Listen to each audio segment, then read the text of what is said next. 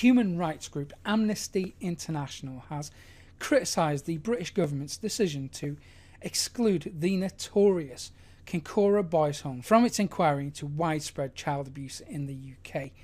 Now, it has long been alleged that the systematic abuse of children took place in the Belfast home at the hands of a paedophile ring thought to be linked to the intelligence services, namely MI5. It has also been claimed that MI5 blocked police investigations into the abuse, who reportedly used the information of child abuse to blackmail, manipulate and coerce members of the establishment who are committing the abuse. So the question must be asked, if MI5 were involved, then to what extent, if any, were other intelligence services also involved? Is it possible, as suggested on various blogs, that the CIA and Mossad used the care home to blackmail abusers, with orders being dictated from politicians and high-ranking officials in the United Kingdom, the United States and Israel? Is it possible that establishment paedophiles were or still are being controlled by foreign dignitaries?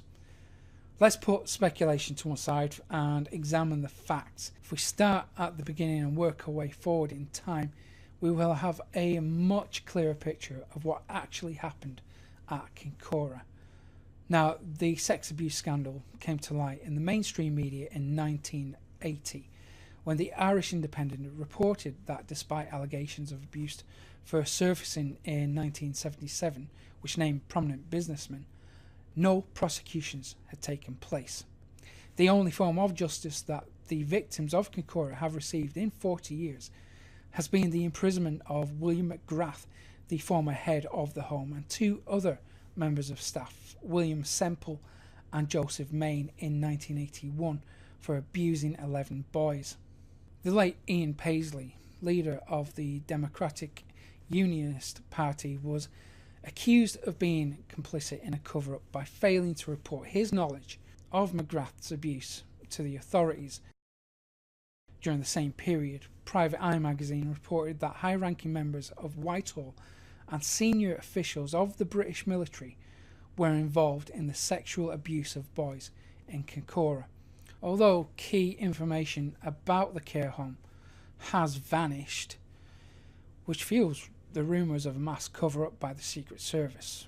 One file contained details of a private meeting in February 1982, attended by senior members of the political and legal establishment: Attorney General Michael Havers, Secretary of State Jim Pryor, Lord Chancellor Quentin Hogg, and Sir William Bourne, a barrister and senior civil servant, were among those present at the meeting. Now, according to the memo, Havers learned that the Royal Ulster Constabulary were investigating three separate aspects of the Kincora scandal. The first concerned a man who in 1972 was falsely acquitted on the basis of purged evidence. The file on his case had been destroyed by a bomb. Havers was also told how the man may have withheld information on a murder. The body of 10-year-old Brian McDermott was discovered in a sack in the River Lagan in September 1973. No one was ever convicted of his killing.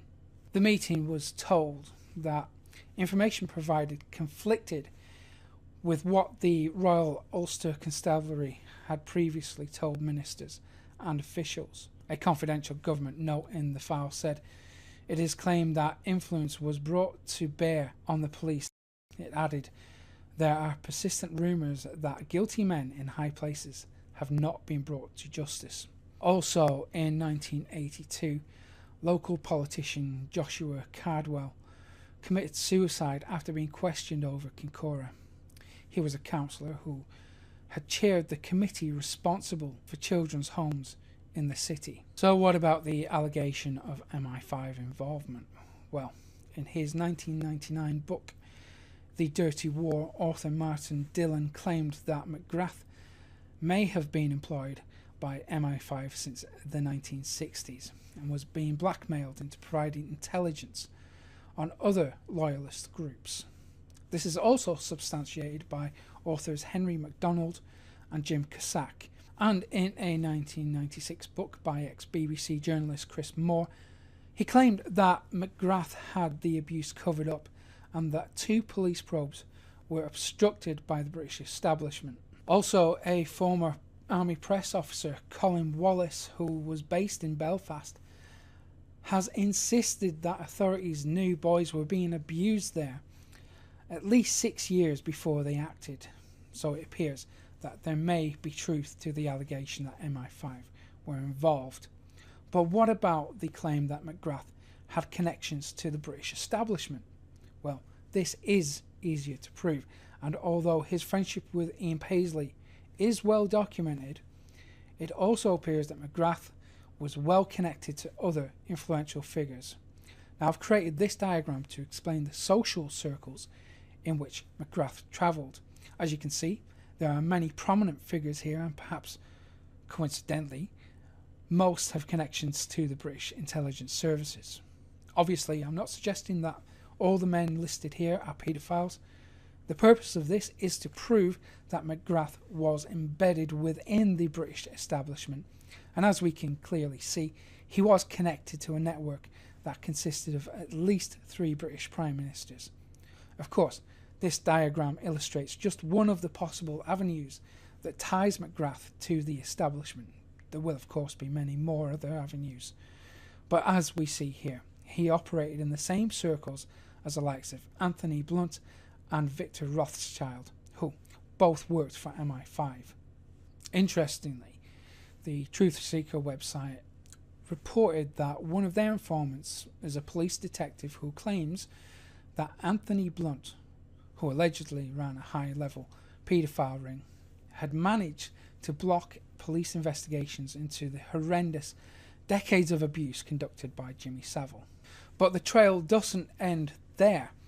A book called War of the Windsors has linked Lord Mountbatten, yep, the uncle of Prince Philip, to the Kincora boys' home. Now, as I mentioned earlier, the British government will not include Kincora in their investigation of child abuse. So, what exactly are they afraid of? Why is Kincora a no-go area when the horrific abuse that happened there seemingly involved incredibly powerful and influential figures of the British establishment? The decision to exclude Kincora reeks of denial at best and an attempt to cover up a high-level paedophile network at worst. And I'm not alone with this view. This week, Amnesty International criticised the British government's decision. Patrick Corrigan of Amnesty International said, "The announcement from the government to exclude Kincora from the inquiry is disappointing, but frankly unsurprising. Victims will feel betrayed by this decision, while the public will believe that the conspiracy of silence which has surrounded Kincora for 40 years continues, despite protestations to the contrary by the Northern Ireland Secretary Theresa Villiers. The historic institutional abuse inquiry is simply unable to get at the truth behind the abuse and allegations of security service complicity at Kincora. Only an inquiry with the eyes of Westminster and the UK media and the ability to secure the necessary powers of compulsion is equipped to uncover the secrets long hidden at Kincora. In one fell swoop, the UK government has both knocked public confidence in its commitment to reveal the truth of child abuse across the whole country and undermine the Northern Ireland inquiry, which has been given a job for which it is sadly ill-equipped." Now, DUP, UUP, Sinn Féin, SDLP and Alliance politicians have all called for the Belfast case to be part of the Home Office probe chaired by Fiona Woolf. Now, it should also be noted that Fiona Woolf reportedly has links to former Home Secretary Leon Britton, who misplaced not one but 2 dossiers detailing sex abuse allegations involving a notorious high-profile paedophile group. Fiona Woolf is the second person to head the inquiry after Baroness Elizabeth Butler-Sloss stepped down after allegations emerged that her brother, the late Sir Michael Havers, was involved in a government whitewash to protect paedophile Sir Peter Heyman. It should also be noted that Baroness Butler-Sloss led the inquest into the death of Princess Diana, so her establishment connections run deep. Now, of course, even today, 40 years on, still no politicians or members of the establishment have been questioned by police over the abuse at Kincora. And again, at the very least, we see yet more roadblocks by the British government to prevent investigations into a high-level paedophile network, and more often than not actively covering up child abuse. Take a look at this footage from an interview in 1995 with Tim Fortescue, a senior whip in Sir Edward Heath's government between 1970 and 1973. Anyone with any sense who was in trouble would come to the whips and tell them the truth and say, no, I'm in a jam, can you help? It might be debt,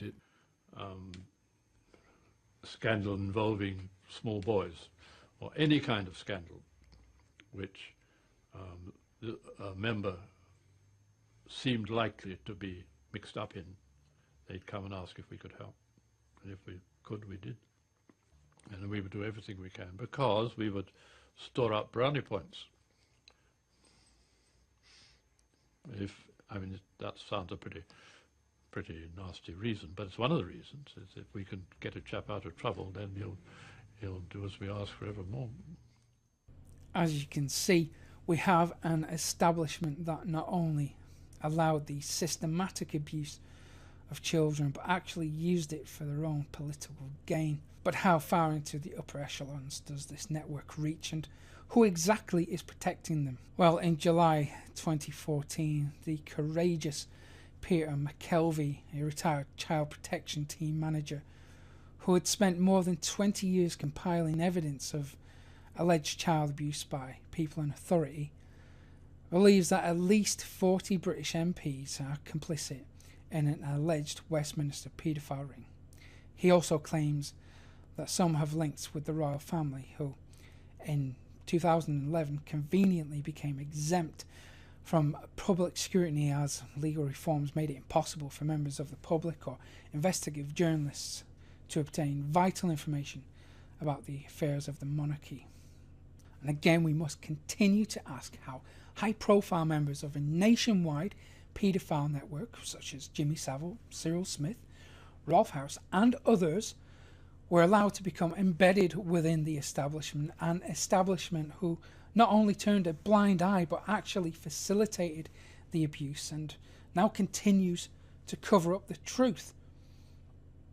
I'm Mick Meaney, signing off for RINF Alternative News.